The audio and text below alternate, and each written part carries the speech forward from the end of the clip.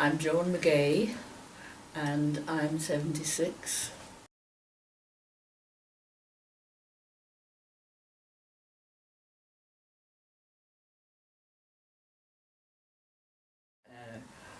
Just up at Ballahack, there was a co-op there, and I didn't particularly like it, but I was in the cash office in it, and on a Saturday morning, my friend Joyce said, "Do you fancy going down to Dublin for the rugby?" I said, "Yeah, that'd be great." I was supposed to work on Saturday, so I told my mother we were going. She said, "Okay, I'll phone and say you're sick, okay." Unfortunately, at the corner of North Road, there was the boy who had the bicycle, you know, he delivers stuff on the bikes. Yes. He saw me. I said, "Hi, how are you?" He said, "Where are you going?" He said, "I'm going to Dublin." So that was the end of that job. It was at the Arches. There was Gallagher's, and it was the leaf department where the tobacco came in to the customs and all of that. And those the girls I worked with there, I still am in touch with about 5 of them, you know, from that length of time. That was absolutely terrific fun. You got a 6-week bonus at Christmas and a 3-week bonus at Easter. I really missed them all because it was a lot of fun. And it was, you know, 6 months after that or 9 months after that we were heading for Canada. And how were your experiences in Canada? Oh, amazing. Been there for a very long time.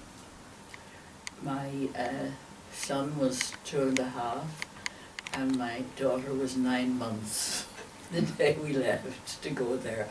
But it was just one of those things. My husband got a job in Montreal, and he was advised not to bring us over until the winter was over, and that would have been 6 months.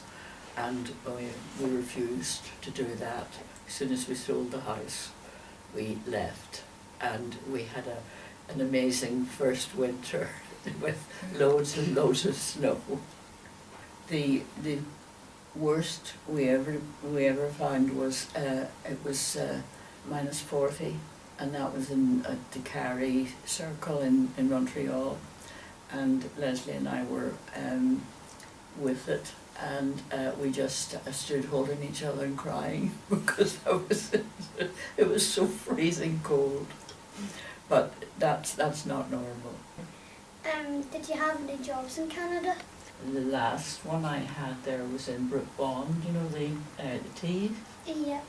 And earlier than that, I had worked in a company that made vacuum cleaners.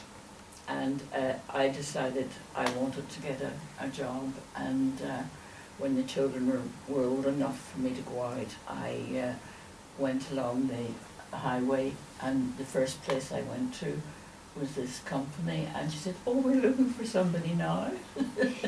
So I started in the next week, and they put me onto the payroll, which nearly blew my mind because you know, I'd never done payroll before. But it turned up, it was quite amazing, and it was, in those days it was quite easy to get a nice job, which my husband was doing superbly. He had some excellent work, and after all of this was in Montreal, which was absolutely beautiful to live in, and we decided that we would go first of all and go to classes for French. The janitor in the building, "Don't be silly, you don't need to learn French, we need to learn English." Now that changed about 5 or 6 months later. That changed completely, and yes, you needed to have French. René Lévesque, I think he became Prime Minister. There had to be the two languages on everything. And it's not as bad as people thought it was, because there were, like every place else, there were certain areas of the city that you would have to speak French. But most other places, it was quite easy to get by with English all the time, and I think it's still like that. We got to a stage where his job was, well, every Friday he said, we will have problems. I'll phone you on Friday and let you know if we're still working or not.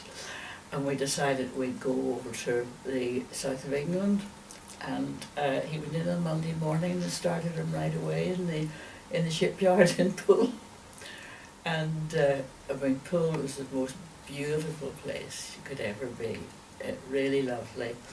And the children ended up with a southern English accent. So there I had a terrific job in an English company who had just moved down from London to Bournemouth. It was amazing in the summer. We were able to, at lunchtime, we ran down the road and had a swim in the but it was very, very expensive to live there. And we decided we'd have to get back to Canada, because much as we had the beautiful house in the area and everything, we knew there would be better work to get for my husband. So he saw something in the paper and he applied for it, and they brought him out, and then they brought us out about 2 months afterwards, and it was really, really good. We were back into Montreal, and we bought a house there, because the beautiful thing about selling a house in Poole, it doubled its price. So we were able to go out to Canada and buy our house right away there. So that was you probably wouldn't be able to do it today. The children and the southern accent from the south of England, and nobody could understand what they were saying.